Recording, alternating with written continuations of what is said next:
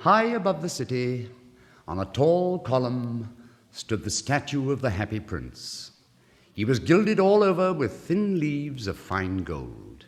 For eyes he had two bright sapphires, and a large red ruby glowed on his sword hilt.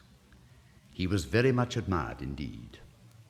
"He's as beautiful as a weathercock," remarked one of the town councillors, who wished to gain a reputation for having artistic tastes. "Only not quite so useful," he added, fearing lest people should think him unpractical, which he really was not. "Why can't you be like the Happy Prince?" asked a sensible mother of her little boy who was crying for the moon. "The Happy Prince never dreams of crying for anything." "Oh, I'm glad there is someone in the world who is quite happy," muttered the disappointed man as he gazed at the wonderful statue. "He looks just like an angel," said the charity children as they came out of the cathedral in their bright scarlet cloaks and their clean white pinafores. "How do you know?" said the mathematical master. "You've never seen one."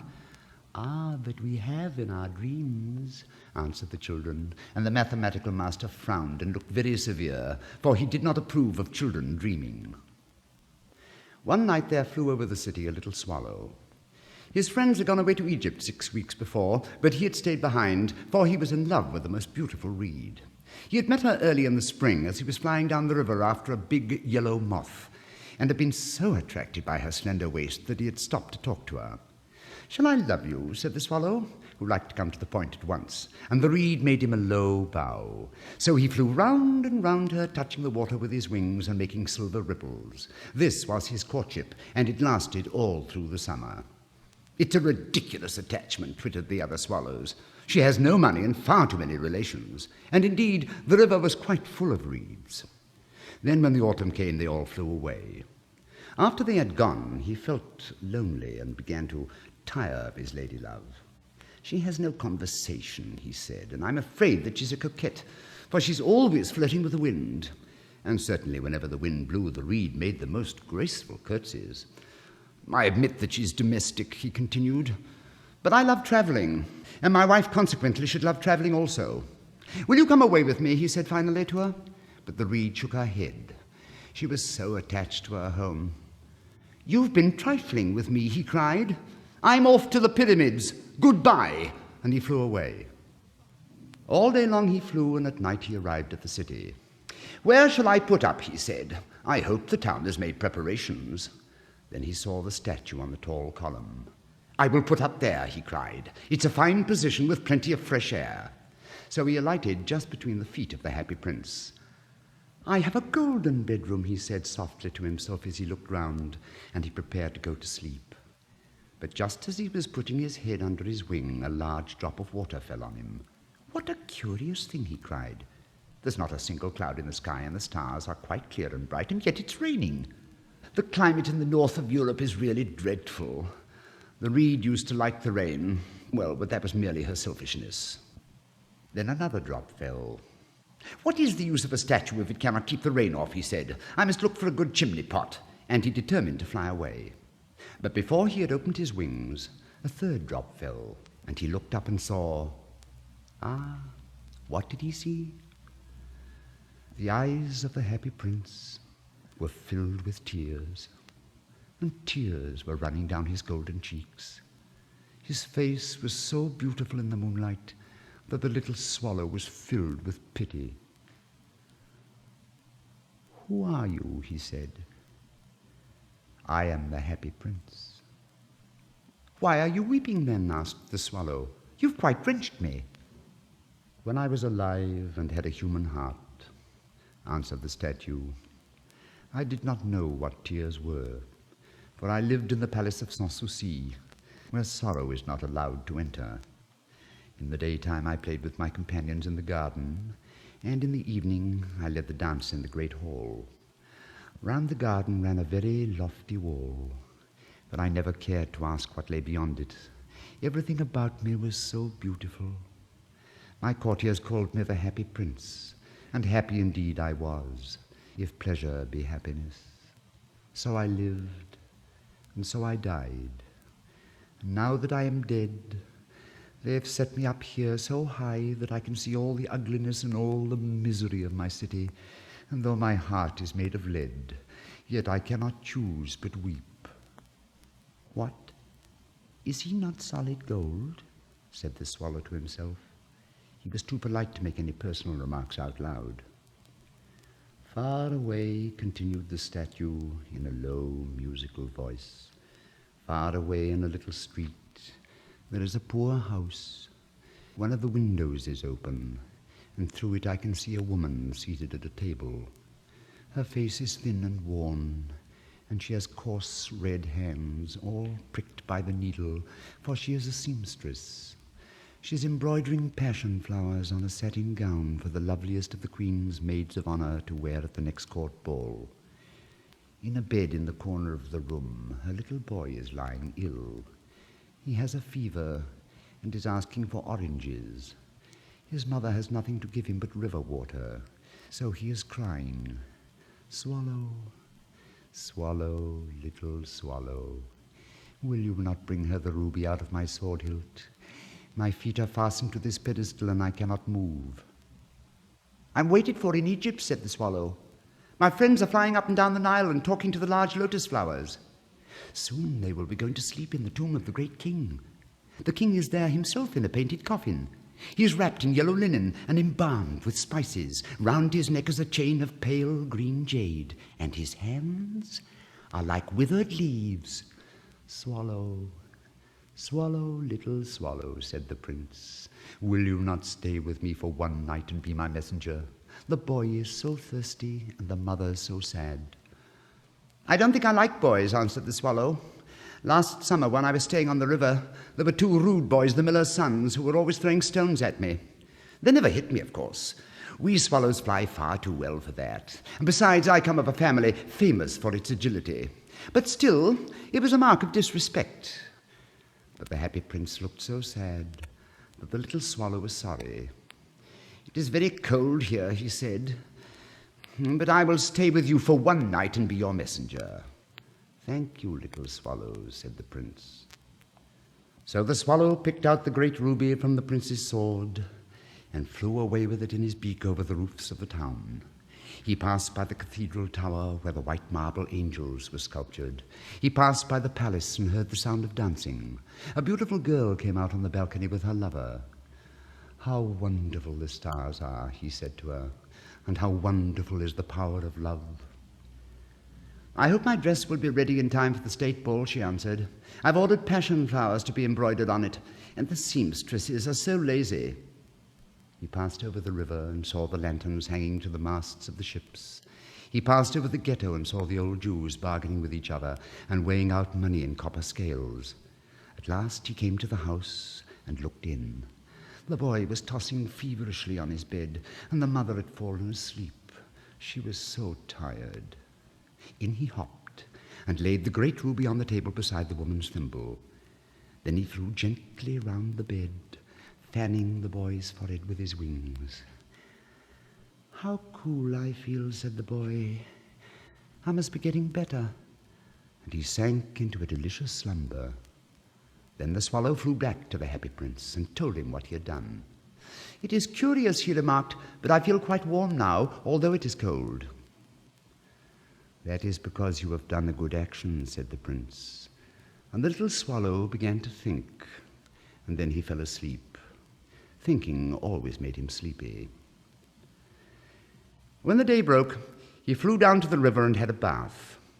'What a remarkable phenomenon,' said the professor of ornithology as he was passing over the bridge. 'A swallow in winter.' And he wrote a long letter about it to the local newspaper. Everyone quoted it. It was full of so many words that they could not understand. 'Tonight I go to Egypt,' said the swallow, and he was in high spirits at the prospect. He visited all the public monuments and sat a long time on the top of the church steeple. Wherever he went, the sparrows chirruped and said to each other, 'What a distinguished stranger!' So he enjoyed himself very much. When the moon rose, he flew back to the happy prince. 'Have you any commission for Egypt?' he cried. 'I'm just starting.' 'Swallow, swallow, little swallow,' said the prince, 'will you not stay with me one night longer?' 'I'm waited for in Egypt,' answered the swallow. 'Tomorrow my friends will fly up to the second cataract. The river horse couches there among the bulrushes, and on a great granite throne sits the god Memnon. All night long he watches the stars, And when the morning star shines, he utters a cry of joy, and then he is silent. At noon, the yellow lions come down to the water's edge to drink. They have eyes of green beryl, and their roar is louder than the roar of the cataract. Swallow, swallow, little swallow, said the prince. Far away across the city, I see a young man in a garret. He is leaning over a desk covered with papers, and in a tumbler by his side there is a bunch of withered violets. His hair is brown and crisp, and his lips are red as a pomegranate, and he has large, dreamy eyes. He is trying to finish a play for the director of the theatre, but he is too cold to write any more. There is no fire in the grate, and hunger has made him faint. I will wait with you one night longer, said the swallow, who really had a good heart. Shall I take him another ruby? Alas, I have no ruby now, said the prince. My eyes are all I have left. They are made of rare sapphires, which were brought out of India 1,000 years ago. Pluck out one of them and take it to him.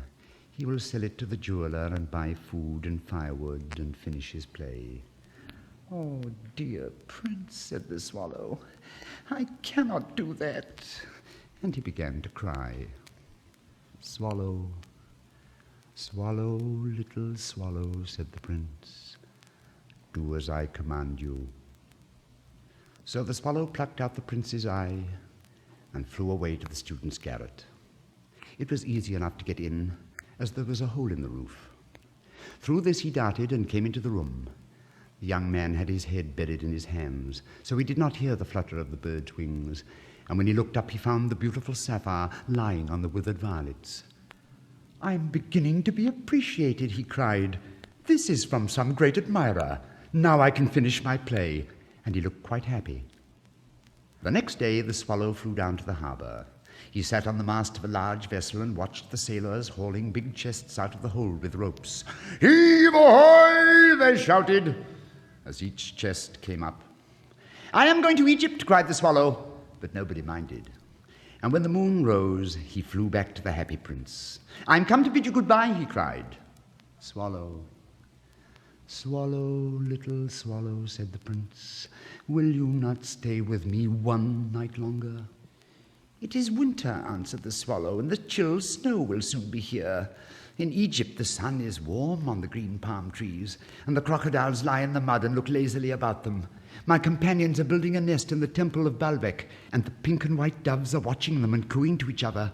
Dear prince, I must leave you, but I will never forget you, and next spring I will bring you back 2 beautiful jewels in place of those that you have given away. The ruby shall be redder than a red rose, and the sapphire shall be as blue as the great sea.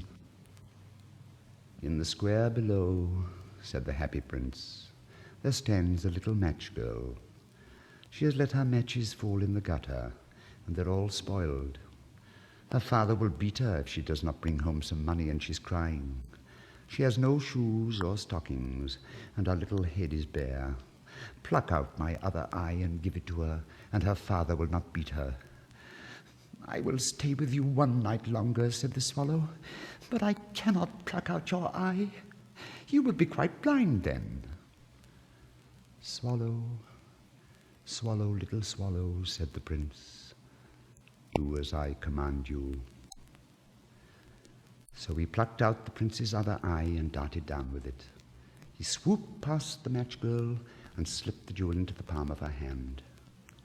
What a lovely bit of glass, cried the little girl, and she ran home laughing. Then the swallow came back to the prince. You are blind now, he said, so I will stay with you always. No, little swallow, said the poor prince, you must go away to Egypt. I will stay with you always, said the swallow. And he slept at the prince's feet. All the next day he sat on the prince's shoulder and told him stories of what he had seen in strange lands. He told him of the red ibises who stand in long rows on the banks of the Nile and catch goldfish in their beaks, of the Sphinx, who is as old as the world itself and lives in the desert and knows everything, of the merchants who walk slowly by the side of their camels and carry amber beads in their hands, of the king of the mountains of the moon, who is as black as ebony and worships a large crystal, of the great green snake that sleeps in the palm tree and has 20 priests to feed it with honey cakes, and of the pygmies who sail over the big lake on large flat leaves and are always at war with the butterflies. Dear little swallow, said the prince, you tell me of marvelous things, but more marvelous than anything is the suffering of men and of women. There is no mystery so great as misery. Fly over my city, little swallow, and tell me what you see there. So the swallow flew over the great city and saw the rich making merry in their beautiful houses, while the beggars were sitting at the gates. He flew into dark lanes and saw the white faces of starving children looking out listlessly at the black streets. Under the archway of a bridge, 2 little boys were lying in one another's arms to try and keep themselves warm. How hungry we are, they said. You must not lie there, shouted the watchman, and they wandered out into the rain. Then he flew back and told the prince what he had seen. I am covered with fine gold, said the prince. You must take it off, leaf by leaf, and give it to my poor. The living always think that gold can make them happy. Leaf after leaf of the fine gold the swallow picked off, till the happy prince looked quite dull and grey. Leaf after leaf of the fine gold he brought to the poor, and the children's faces grew rosier, and they laughed and played games in the streets. We have bread now, they cried. Then the snow came, and after the snow came the frost. The streets looked as if they were made of silver. They were so bright and glistening. Long icicles like crystal daggers hung down from the eaves of the houses. Everybody went about in furs, and the little boys wore scarlet caps and skated on the ice. The poor little swallow grew colder and colder, but he could not leave the prince. He loved him too well. He picked up crumbs outside the baker's door when the baker was not looking, and tried to keep himself warm by flapping his wings. But at last he knew that he was going to die. He had just strength to fly up to the prince's shoulder once more. Goodbye, dear prince, he murmured.